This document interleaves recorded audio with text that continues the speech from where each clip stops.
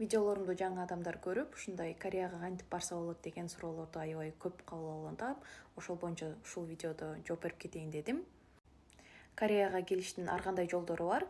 Мисалы, мен өзүм 2021-жылы университетке бакалавриатка тапшырып келгем. D2 деген визасы менен келгем, студент болуп.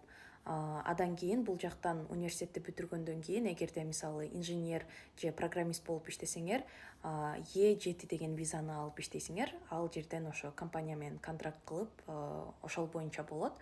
Адан кийинки жолу бул Кыргызстандын ошо мамлекеттик бир программалары аркылуу E9 деген визасы менен контракт менен жумушка келсе болот. Бул жактан ошо обычно көбүнчөсү ошо завод же талагы иштемей жумуштар болот. Ошентип келсе болот. Ал жагынан менде көп деле маалымат жок. Аны өзүңөр издеп караштырсаңар болот. Меники көбүнчө ошо окуу боюнча.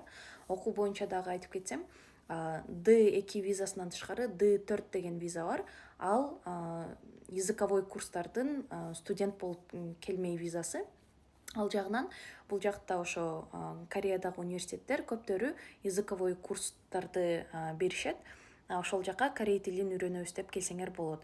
Башында өзүңөр кичине корейче билип, андан кийин бул жака тапшырып, контрагын төлөп, ошо менен виза алып келсеңер болот. Это вот на постоянной основе бул жака келип жашайм десеңер. Также бизнес виза кылып келсеңер болот окшойт, бирок ал жагын дагы жакшы билбейм.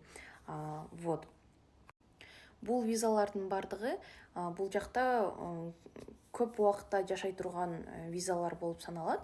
Азыркы учурда менин визам типа как вид на жительство сыяктуу болуп кетет. Уже тиги жумуш визасынан дагы күчтүүрөөк. Анткени мен бул жактан окууну бүтүргөндөн кийин күйөөгө тийип, күйөөмдүн визасы ошондой болгон үчүн мага да берилген.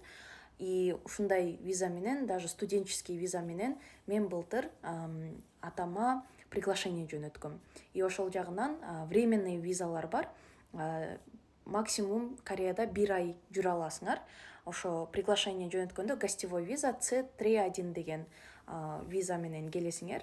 Ошентип коноктоп кеткен менин атам. Быйыл болсо ошо күйөөмдүн ата-энеси дагы коноктоп кеткен ошондой виза менен. Адан тышкары туристический дагы виза бар.